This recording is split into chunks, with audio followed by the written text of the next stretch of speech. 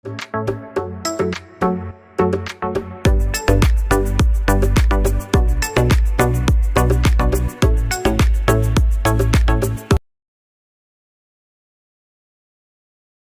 Morning all, ഏവർക്കും study Nifty മലയാളത്തിന്റെ daily market ന്യൂസിലേക്ക് സ്വാഗതം. ഇന്ന് ഏപ്രിൽ 22 തിങ്കളാഴ്ചയാണ്. US മാർക്കറ്റിലേക്ക് തുടർച്ചയായ 6ാമത്തെ ദിവസവും S&P 500ഉം നാസ്ഡാക്കും ഇടിയുകയുണ്ടായി. Nvidia ഏകദേശം 10% ഇടിവ് രേഖപ്പെടുത്തി. നെറ്റ്ഫ്ലിക്സ് 9% ഇടിവും രേഖപ്പെടുത്തി. ഇത് രണ്ടുമാണ് കഴിഞ്ഞ ദിവസം വെള്ളിയാഴ്ച വലിയ നഷ്ടത്തിലേക്ക് US മാർക്കറ്റുകളെ കൊണ്ടെത്തിച്ചത്. എന്നാൽ ഇപ്പോൾ ഓപ്പൺ ചെയ്ത US യൂറോപ്യൻ മാർക്കറ്റിന്റെ ഫ്യൂച്ചേഴ്സ് പോസിറ്റീവിൽ തന്നെയാണ്. അത് പ്രതീക്ഷ നൽകുന്നു. ഓയിൽ പ്രൈസുകൾ 3% ഇടിവാണ് കഴിഞ്ഞ ആഴ്ച രേഖപ്പെടുത്തിയത്. ഇതുകൂടാതെ HDFC ADR ഏകദേശം 3% അടുത്ത് വെള്ളിയാഴ്ച നേട്ടമുണ്ടാക്കി. ഇപ്പോൾ ഓപ്പൺ ചെയ്ത ഗിഫ്റ്റ് നിഫ്റ്റി സൂചിപ്പിക്കുന്നത് നിഫ്റ്റിയിൽ ഒരു 110 മുതൽ 120 പോയിന്റ്സിന്റെ ഒരു ഗ്യാപ്പ് ഓപ്പണിങ്ങിനാണ് സാധ്യതയുള്ളത് എന്നാണ്. നമ്മുടെ വീഡിയോയ്ക്ക് ആരെങ്കിലും ലൈക്ക് ചെയ്യാൻ മറന്നുപോയിട്ടുണ്ടെങ്കിൽ ഇപ്പോൾ തന്നെ ലൈക്ക് ചെയ്യുക. സബ്സ്ക്രൈബ് ചെയ്യാൻ മറന്നുപോയവർ ഇപ്പോൾ തന്നെ സബ്സ്ക്രൈബ് ചെയ്യുക. ഇന്നത്തെ പ്രധാനപ്പെട്ട വാർത്തകളിൽ ആദ്യം financial year 2024 direct tax collection 18% വർദ്ധിച്ച് 19.58 ട്രില്യൺ രൂപയിലെത്തി. 2024 മാർച്ചിൽ അവസാനിച്ച സാമ്പത്തിക വർഷത്തിൽ ഇന്ത്യയുടെ അറ്റപ്രത്യക്ഷ നികുതി പിരിവ് 17.7% ഉയർന്ന് 19.58 കോടി രൂപയായി ഉയർന്നതായി നികുതി വകുപ്പ് ഞായറാഴ്ച അറിയിച്ചു. ഫെബ്രുവരി 1 അവതരിപ്പിച്ച ഇടക്കാല ബഡ്ജറ്റിൽ 2024 സാമ്പത്തിക വർഷം പ്രത്യക്ഷ നികുതി പിരിവ് ലക്ഷ്യം 19.45 ട്രില്യൺ രൂപയായി സർക്കാർ ഉയർത്തിയിരുന്നു. ഇതോടെ പുതുക്കിയ എസ്റ്റിമേറ്റ് പ്രകാരം മൊത്ത നികുതി പിരിവ് ലക്ഷ്യം 2024 സാമ്പത്തിക വർഷത്തിൽ 34.37 ലക്ഷം കോടി രൂപയായി. ഏതായാലും ഡയറക്ട് ടാക്സ് കളക്ഷൻ സുസ്ഥിരമായ ഒരു വരുമാനം ഗവൺമെന്റിന് നൽകുന്നുണ്ട് എന്ന് കാണാം. മാത്രമല്ല ടാക്സ് കളക്ഷൻ വർദ്ധിക്കുന്നത് വളരെയേറെ പോസിറ്റീവായി തന്നെ കാണാൻ കഴിയും. മറ്റൊരു വാർത്ത കാനറ ബാങ്കിനെ സംബന്ധിച്ചതാണ്. മെയ് 15 ഓഹരി വിഭജനത്തിന് ശേഷം നിലവിലുള്ള ഓരോ ഓഹരിയും 5 പുതിയ ഓഹരികളായി വിഭജിക്കും. കാനറ ബാങ്കിന്റെ ഷെയറുകൾ 2024 മാത്രം 32% വർധനവാണ് രേഖപ്പെടുത്തിയത്. മറ്റൊരു വാർത്ത ഡിക്സണുമായി ബന്ധപ്പെട്ടതാണ്. ഡിക്സന്റെ അനുബന്ധ സ്ഥാപനമായ പാഡ്ജറ്റ് ഇലക്ട്രോണിക്സ് ലോങ്ചീറിന്റെ രൂപകൽപ്പനയും സാങ്കേതിക വിദ്യയും ഉപയോഗിച്ച് വലിയ ആഗോള ബ്രാൻഡുകൾക്കായി സ്മാർട്ട് ഫോണുകളുടെ നിർമ്മാണവും വിൽപ്പനയും ഏറ്റെടുക്കുന്നതിനായി ലോഞ്ചർ മൊബൈൽ ഇന്ത്യയുമായി കരാറിൽ ഏർപ്പെട്ടു എന്നൊരു പോസിറ്റീവായിട്ടുള്ള വാർത്ത. അടുത്തത് റിസൾട്ടുകളിലേക്കാണ്.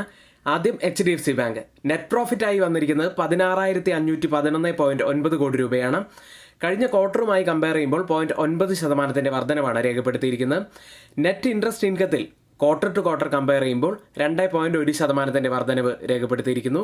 29,077 കോടി രൂപയിലാണ് നെറ്റ് ഇൻട്രസ്റ്റ് ഇൻകം ഉള്ളത്. അടുത്തത് വിപ്രോയാണ്. നെറ്റ് പ്രോഫിറ്റായി വന്നിരിക്കുന്നത് 2,834.6 കോടി രൂപയാണ്. കഴിഞ്ഞ ക്വാർട്ടറുമായി കമ്പയർ ചെയ്യുമ്പോൾ 5.2% വർധനവാണ് കമ്പനി നെറ്റ് പ്രോഫിറ്റിൽ രേഖപ്പെടുത്തിയിരിക്കുന്നത്. റവന്യൂ 0.3% ഇടിവ് രേഖപ്പെടുത്തി.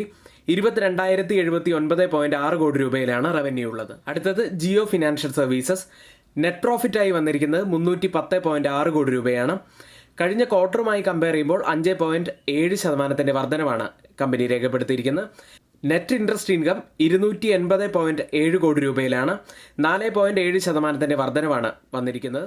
റവന്യൂ ഫ്രം ഓപ്പറേഷൻസിൽ 1% വർധനവ് രേഖപ്പെടുത്തി. 418.1 കോടി രൂപയിലാണ് റവന്യൂ ഉള്ളത്. ഇനി ഇന്ന് F&O സെഗ്മെന്റിൽ ബാനായ സ്റ്റോക്കുകൾ: Balrampur Chini mills, Bandhan bank, Exide industries, Vodafone industries, Metropolis health care, Piramal enterprises, SAIL, Zee entertainment എന്നീ കമ്പനികളാണ്. ഇനി പതിവ് പോലെ നമ്മുടെ ലൈവ് സ്റ്റാർട്ട് ചെയ്യുന്നത് രാവിലെ 10 മണിക്കാണ്. 10 മണി മുതൽ 3:30 വരെ ലൈവ് ഉണ്ടായിരിക്കും.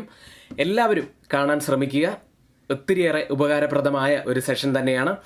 ഇനി നമ്മുടെ എഡ്യൂക്കേഷണൽ വ്യൂസ് രാവിലെ 9 മണി മുതൽ തന്നെ ലഭിക്കണമെന്നുണ്ടെങ്കിൽ തൊട്ടുമുകളിൽ ഇവിടെ കൊടുത്ത വാട്സപ്പ് നമ്പറിൽ ഞങ്ങൾക്ക് മെസ്സേജ് അയച്ച് ഞങ്ങളുടെ ടെലഗ്രാം ഗ്രൂപ്പിൽ ജോയിൻ ചെയ്യാവുന്നതാണ്. ഇനി മറ്റൊരു കാര്യം കൂടി പറയാനുള്ളത്, നമ്മുടെ എഡ്യൂക്കേഷണൽ മീറ്റപ്പ് നടക്കാനിരിക്കുകയാണ്. മെയ് 11, 12 തീയതികളിലാണ് നടക്കുന്നത്. ആദ്യം കാലിക്കറ്റ് വെച്ചുള്ള മീറ്റപ്പാണ് നമ്മൾ ഉദ്ദേശിക്കുന്നത്. അപ്പോൾ അതിൽ ആർക്കെങ്കിലും ജോയിൻ ചെയ്യാൻ താല്പര്യമുണ്ടെങ്കിൽ കമൻറ്റ് ബോക്സിൽ അതിൻ്റെ ഗൂഗിൾ ഫോം പിൻ ചെയ്തിട്ടുണ്ട്. താല്പര്യമുള്ളവർക്ക് ഗൂഗിൾ ഫോം ഫില്ല് ചെയ്യാവുന്നതാണ്. കഴിഞ്ഞ ആഴ്ച ധാരാളം ഇവൻറ്റ്സുകൾ നിറഞ്ഞു നിന്ന ഒരാഴ്ച തന്നെയായിരുന്നു. ഈ ആഴ്ചയും വ്യത്യസ്തമല്ല, ധാരാളം ഇവൻറ്റ്സുകളുണ്ട്. തിങ്കളാഴ്ച ഏപ്രിൽ 22 വന്നാൽ ചൈന ഇൻട്രസ്റ്റ് റേറ്റ് ഡിസിഷൻ പുറത്തുവരും. US നാഷണൽ ആക്ടിവിറ്റി ഇൻഡെക്സ് അന്ന് തന്നെയാണ്. ചൊവ്വാഴ്ച April 23 India flash PMI data. ബുധനാഴ്ച April 24 US durable goods orders data പുറത്തുവരും. വ്യാഴാഴ്ച ഏപ്രിൽ 25-ന് സൗത്ത് കൊറിയ GDP ഡാറ്റയാണ് പുറത്തു വരുന്നത്. US GDP ജോബ്ലെസ് ക്ലെയിംസ് ഡാറ്റകളും വ്യാഴാഴ്ചയാണ്. വെള്ളിയാഴ്ച ഏപ്രിൽ 26-ന് ജപ്പാൻ ഇൻട്രസ്റ്റ് റേറ്റ് ഡിസിഷൻ ഉണ്ട്. US personal income spending data അന്ന് തന്നെയാണ്, വെള്ളിയാഴ്ച. ഇനി റിസൾട്ട് വരുന്ന പ്രധാനപ്പെട്ട കമ്പനികൾ: റിലയൻസ് ഇൻഡസ്ട്രീസ്, റാലീസ് ഇന്ത്യ, തേജസ് നെറ്റ്വർക്ക്, ആദിത്യ ബിർള മണി. ചൊവ്വാഴ്ചയിലേക്ക് വന്നാൽ റിസൾട്ട് വരുന്ന കമ്പനികൾ: Tata consumer products, ICICI Prudential life insurance, Mahindra and Mahindra financial services, Tata LXI. അന്നേ ദിവസം ഓപ്പൺ ആവുന്ന ഒരു IPO JNK ഇന്ത്യയാണ്. ബുധനാഴ്ച ഏപ്രിൽ 24-ന് റിസൾട്ട് വരുന്ന കമ്പനികൾ: Hindustan Unilever, Axis bank, Indian hotels, LTI Mindtree, Oracle India services software, equity small finance bank എന്നിവയാണ്. വ്യാഴാഴ്ച നെസ്ലെ ഇന്ത്യയുടെ റിസൾട്ട് ഉണ്ട്.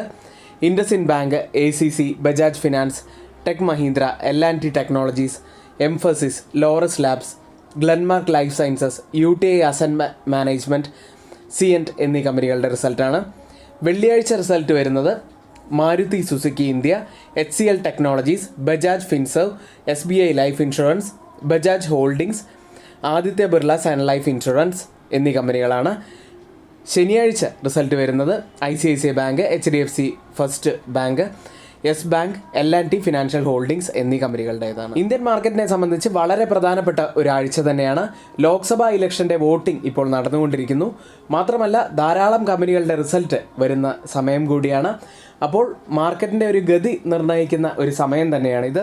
നിഫ്റ്റിയിലേക്ക് 22,147-ൽ 151 പോയിൻറ്റ്സ് ഉയർന്നാണ് ക്ലോസ് ചെയ്യുന്നത്. വീക്കായിരുന്ന ഗ്ലോബൽ മാർക്കറ്റുകൾ കാരണം ഇടിവിൽ ആരംഭിച്ച ഇന്ത്യൻ വിപണി ഹെവി വെയ്റ്റ് സ്റ്റോക്കുകളുടെ സഹായത്തോടെയാണ് റിക്കവറി നടത്തിയത്. 4 ദിവസത്തെ നഷ്ടത്തിന് ശേഷമാണ് ഇന്നലെ പോസിറ്റീവിൽ ക്ലോസ് ചെയ്യുന്നത്.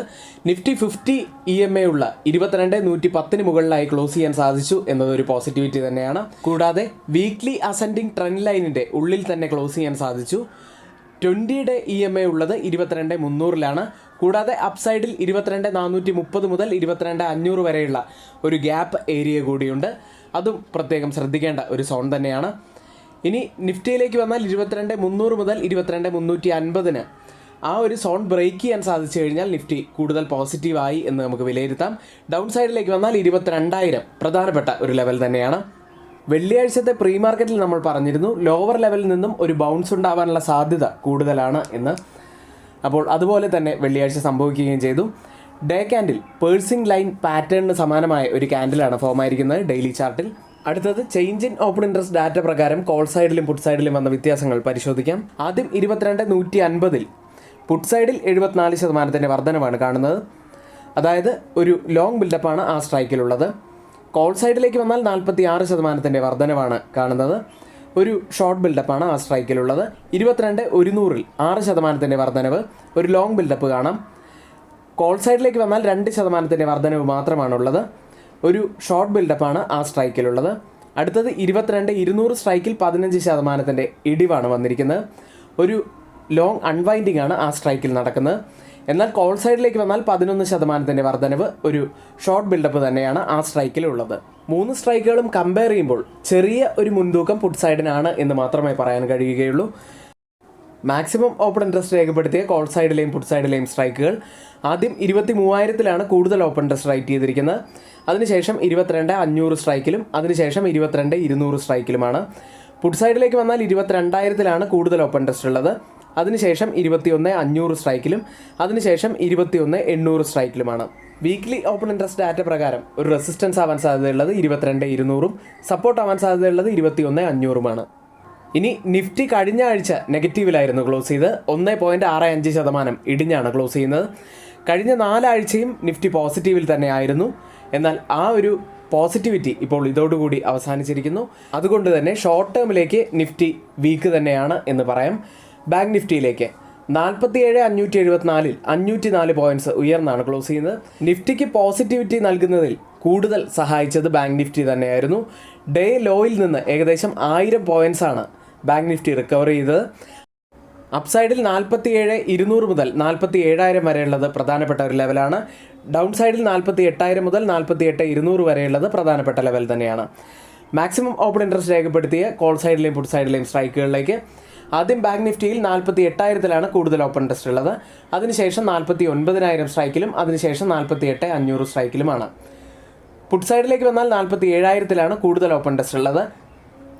അതിനുശേഷം 46,000 സ്ട്രൈക്കിലും അതിനുശേഷം 47,500 സ്ട്രൈക്കിലുമാണ്. വീക്ക്ലി ഓപ്പൺ ഇൻട്രസ്റ്റ് ഡാറ്റ പ്രകാരം ഒരു റെസിസ്റ്റൻസിന് സാധ്യതയുള്ളത് 48,000, സപ്പോർട്ട് ആവാൻ സാധ്യതയുള്ളത് 47,500. ഇന്ത്യ വിക്സിലേക്ക് 13.46-ൽ 3.20% ഉയർന്നാണ് ക്ലോസ് ചെയ്യുന്നത്. തുടർച്ചയായ 5ാമത്തെ ദിവസമാണ് ഇന്ത്യ വിക്സ് പോസിറ്റീവിൽ ക്ലോസ് ചെയ്യുന്നത്. എഡ്യൂക്കേഷണൽ പർപ്പസിന് വേണ്ടി ഷെയർ ചെയ്യുന്ന F&O സ്റ്റോക്കുകളുടെയും സ്വിംഗ് സ്റ്റോക്കുകളുടെയും പെർഫോമൻസ് അനാലിസിസിലേക്കാണ്. ആദ്യം ടാറ്റ കമ്മ്യൂണിക്കേഷൻസ് 2000 PE ആയിരുന്നു.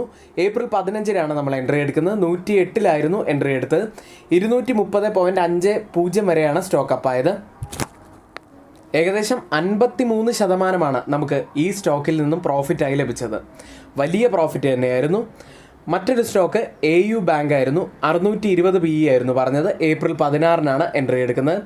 17.9-ലായിരുന്നു എൻട്രി എടുത്ത് 21.15 വരെ അപ്പായി നമ്മുടെ ടാർഗറ്റ് ഹിറ്റ് ചെയ്യുകയും ചെയ്തു. സ്റ്റോക്കിൽ നമുക്ക് 15% മുകളിലാണ് പ്രോഫിറ്റായി ലഭിച്ചത്.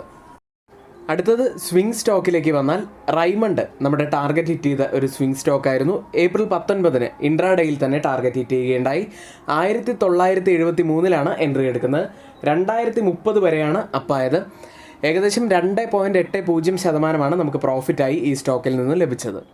ഒത്തിരിയേറെ സ്റ്റോക്കുകൾ നമ്മുടെ ടാർഗറ്റ് ഹിറ്റ് ചെയ്യുന്നുണ്ട്. ഇൻട്രാഡേയിൽ തന്നെ നല്ല പ്രോഫിറ്റിലേക്ക് വരുന്ന ധാരാളം സ്റ്റോക്കുകളുമുണ്ട്. അപ്പോൾ ഇത്തരത്തിലുള്ള എല്ലാ സ്റ്റോക്കുകളുടെ ഡീറ്റെയിൽസും അറിയാൻ വേണ്ടി നിങ്ങൾക്ക് ഇവിടെ താഴെ കൊടുത്ത വാട്സപ്പ് നമ്പറിൽ ഞങ്ങൾക്ക് മെസ്സേജ് അയച്ച് ഞങ്ങളുടെ ടെലഗ്രാം ഗ്രൂപ്പിൽ ജോയിൻ ചെയ്യാവുന്നതാണ്. ഗ്ലോബൽ മാർക്കറ്റ് സെഗ്മെന്റിൽ ആദ്യം FIDE ആക്ടിവിറ്റിയാണ്. കഴിഞ്ഞ 4 ദിവസം 20,000 കോടിക്ക് മുകളിലാണ് ക്യാഷ് മാർക്കറ്റിൽ FII സെല്ല് ചെയ്ത്. വെള്ളിയാഴ്ച 129 കോടി രൂപയ്ക്ക് ബൈ ചെയ്യുകയുണ്ടായി. DIs ആവട്ടെ 52 കോടി രൂപയ്ക്കാണ് സെല്ല് ചെയ്തത്. US മാർക്കറ്റിലേക്ക് വെള്ളിയാഴ്ച ക്ലോസ് ചെയ്ത US മാർക്കറ്റുകൾ ഡൗ ജോൺസ് 0.56% നേട്ടത്തിലും നാസ്ഡാക്ക് 2.05% ഇടിവിലും S&P 500 0.88% നഷ്ടത്തിലുമാണ് ക്ലോസ് ചെയ്യുന്നത്. വെള്ളിയാഴ്ച US മാർക്കറ്റിൽ വലിയ ഡ്രാഗേഴ്സായി മാറിയ 2 സ്റ്റോക്കുകളുണ്ട്. ഒന്ന് എൻവിദിയ 10% ഇടിവാണ് വെള്ളിയാഴ്ച രേഖപ്പെടുത്തിയത്. S&P 500-ലും നാസ്ഡാക്കിലും വലിയ ഡ്രാഗറായ മറ്റൊരു സ്റ്റോക്ക് നെറ്റ്ഫ്ലിക്സ് ആയിരുന്നു. Q2 റിസൾട്ടുകൾ അനലിസ്റ്റ് എക്സ്പെക്ടേഷൻ ഒത്ത് ഉയർന്നില്ല എന്നതുകൊണ്ട് തന്നെ നെറ്റ്ഫ്ലിക്സ് ഏകദേശം 9% ഇടിവാണ് രേഖപ്പെടുത്തിയത്. US മാർക്കറ്റുകളെ സംബന്ധിച്ച് പ്രതീക്ഷിച്ചതിലും ഹോട്ടറായ പണപ്പെരുപ്പ ഡാറ്റയും ശക്തമായ തൊഴിൽ വിപണിയും മിഡിൽ ഈസ്റ്റിലെ ജിയോ പൊളിറ്റിക്കൽ ടെൻഷനുകൾ എന്നിവയും എണ്ണവിലയിലുണ്ടായ വർധനവും കൂടാതെ ഫെഡ് റിസർവ് ഉദ്യോഗസ്ഥരുടെ സ്പീച്ച് സെൻട്രൽ ബാങ്ക് നിരക്ക് കുറയ്ക്കാൻ ഇനിയും വൈകും എന്ന സൂചനകൾ നൽകിയതോടെ കഴിഞ്ഞ ആഴ്ച വലിയ നഷ്ടമാണ് US മാർക്കറ്റുകളിൽ രേഖപ്പെടുത്തിയത്. S&P 500 3%, നാസ്ഡാക്ക് 5.52%, ഡൗ ഒരു മ്യൂട്ടഡ് ആയിട്ടുമാണ് കഴിഞ്ഞ ആഴ്ച ക്ലോസ് ചെയ്തത്. US-ൽ ലിസ്റ്റ് ചെയ്ത ഇന്ത്യൻ കമ്പനികളുടെ പ്രകടനം ആദ്യം ടെക് സൈഡിൽ ഇൻഫോസിസ് 1.82% നേട്ടത്തിലാണ് ക്ലോസ് ചെയ്യുന്നത്. വിപ്രോ 1.74% ഉയർന്നും ക്ലോസ് ചെയ്തു. ബാങ്കിംഗ് സൈഡിൽ ICICI ബാങ്ക് 0.98% നേട്ടത്തിലും HDFC ബാങ്ക് 2.93% ഉയർന്നുമാണ് ക്ലോസ് ചെയ്യുന്നത്. മെയ്ക്ക് മൈ ട്രിപ്പ് 0.52% നഷ്ടമുണ്ടാക്കിയപ്പോൾ ഡോക്ടർ റെഡ്ഡി 0.30% നേട്ടത്തിലാണ് ക്ലോസ് ചെയ്യുന്നത്. ഇപ്പോൾ ട്രേഡിംഗ് നടക്കുന്ന US മാർക്കറ്റിന്റെ ഫ്യൂച്ചേഴ്സ് ഡൗ ജോൺസ് 0.30% നേട്ടത്തിലാണ്. S&P 500 0.33% ഉയർന്നും നാസ്ഡാക്ക് 0.43% നേട്ടത്തിലുമാണ് ട്രേഡ് ചെയ്യുന്നത്. യൂറോപ്യൻ മാർക്കറ്റുകൾ ക്ലോസ് ചെയ്ത യൂറോപ്യൻ മാർക്കറ്റുകൾ മിക്സഡ് ആയിട്ടായിരുന്നു. UK മാർക്കറ്റ് FTSE 0.24% നേട്ടത്തിലും ഫ്രാൻസ് മാർക്കറ്റ് CAC ഒരു മ്യൂട്ടഡ് അവസ്ഥയിൽ 0.01% ഇടിവിലും ജർമ്മൻ മാർക്കറ്റ് ഡാക്സ് 0.56% ഇടിവിലുമാണ് ക്ലോസ് ചെയ്യുന്നത്. സ്റ്റോക്ക് 600 0.1% ഇടിഞ്ഞത്. റീറ്റെയിൽ സ്റ്റോക്കുകൾ 0.6% ഇടിവ് രേഖപ്പെടുത്തി. UK റീറ്റെയിൽ സെയിൽസ് ഡാറ്റ പ്രതീക്ഷയ്ക്കൊത്ത് ഉയരാത്തതാണ് ഇതിന് കാരണം. ഇപ്പോൾ ട്രേഡിംഗ് നടത്തുന്ന യൂറോപ്യൻ മാർക്കറ്റിന്റെ ഫ്യൂച്ചേഴ്സ് നല്ല പോസിറ്റിവിറ്റിയിൽ തന്നെയാണ്. ഡാക്സ് 0.55% നേട്ടത്തിലും CAC 0.56% നേട്ടത്തിലും FTSE 0.49% നേട്ടത്തിലുമാണ് ഇപ്പോൾ ട്രേഡ് ചെയ്യുന്നത്. ഏഷ്യൻ മാർക്കറ്റുകൾ ഈ ആഴ്ച ചൈന, ജപ്പാൻ, ദക്ഷിണ കൊറിയ എന്നിവിടങ്ങളിൽ നിന്നുള്ള ഡാറ്റകൾ പുറത്തു വരാനുണ്ട്. നിക്ഷേപകർ ഉറ്റുനോക്കുന്ന ഡാറ്റകൾ തന്നെയാണെല്ലാം. വെള്ളിയാഴ്ചത്തെ വലിയ വിൽപ്പനയ്ക്ക് ശേഷം ഏഷ്യ പസഫിക് വിപണികൾ ഒരു തിരിച്ചുവരവിന്റെ പാതയിലാണ് ഇന്നുള്ളത്. ഓപ്പൺ ചെയ്ത ഏഷ്യൻ മാർക്കറ്റുകളിൽ ജപ്പാൻ മാർക്കറ്റ് നിക്കി 0.56% നേട്ടത്തിലാണ് ട്രേഡ് ചെയ്യുന്നത്. കോസ്പി മാർക്കറ്റ് 0.68% നേട്ടത്തിലുമാണ് ട്രേഡ് ചെയ്യുന്നത്. ഗിഫ്റ്റ് നിഫ്റ്റി ഇപ്പോൾ ഉള്ളത് 22,246.50 എന്ന നിലയിലാണ്. 135 പോയിന്റ്സ് ഉയർന്നാണ് ഇപ്പോൾ ട്രേഡ് ചെയ്യുന്നത്. അതായത് ഇന്ന് നമ്മുടെ മാർക്കറ്റിൽ ഒരു 110 മുതൽ 120 പോയിന്റ്സിൻ്റെയൊക്കെ ഒരു ഗ്യാപ്പ് അപ്പ് ഓപ്പണിങ്ങിനാണ് സാധ്യതയുള്ളത്. ഓയിൽ പ്രൈസുകൾ. ഇറാനെതിരെ ഇസ്രായേലിൻ്റെ പ്രതിരോധ ആക്രമണം ക്രൂഡ് സപ്ലൈ തടസ്സപ്പെടുത്തുന്ന ഒരു വ്യാപകമായ യുദ്ധത്തിന് കാരണമാകുമെന്ന പരിമിതമായ അപകട സാധ്യത വ്യാപാരികൾ കണക്കാക്കുന്നതിനാൽ ഓയിൽ ഫ്യൂച്ചേഴ്സ് കഴിഞ്ഞ ആഴ്ച നഷ്ടത്തിലാണ് ക്ലോസ് ചെയ്തത്. ബ്രന്റ് ഫ്യൂച്ചേഴ്സ് ഇപ്പോൾ ട്രേഡ് ചെയ്യുന്നത് $86.73 പെർ ബാരൽ എന്ന നിലയിലാണ്. 0.74% ഇടിവിലാണ് ട്രേഡ് ചെയ്യുന്നത്. WTI ഉള്ളത് $81.78 പെർ ബാരൽ എന്ന നിലയിൽ 0.55% ഇടിവിലാണ് ട്രേഡ് ചെയ്യുന്നത്. ഇന്നത്തെ ഏറ്റവും പ്രധാനപ്പെട്ട കുറച്ച് വാർത്തകൾ ഓതറൈസ്ഡ് ആയിട്ടുള്ള സൈറ്റുകളിൽ നിന്ന് എടുത്തിട്ടുള്ളതാണ്. മറ്റുള്ളവയെല്ലാം നമ്മുടെ വ്യൂസ് ആണ്. ഒരിക്കലും റെക്കമെൻഡേഷൻ ആയിട്ട് ആരും തന്നെ എടുക്കരുത്. എങ്കിൽ ഇന്നത്തെ വീഡിയോ ഇവിടെ പൂർത്തിയാവുന്നു. ഏവർക്കും നന്ദി.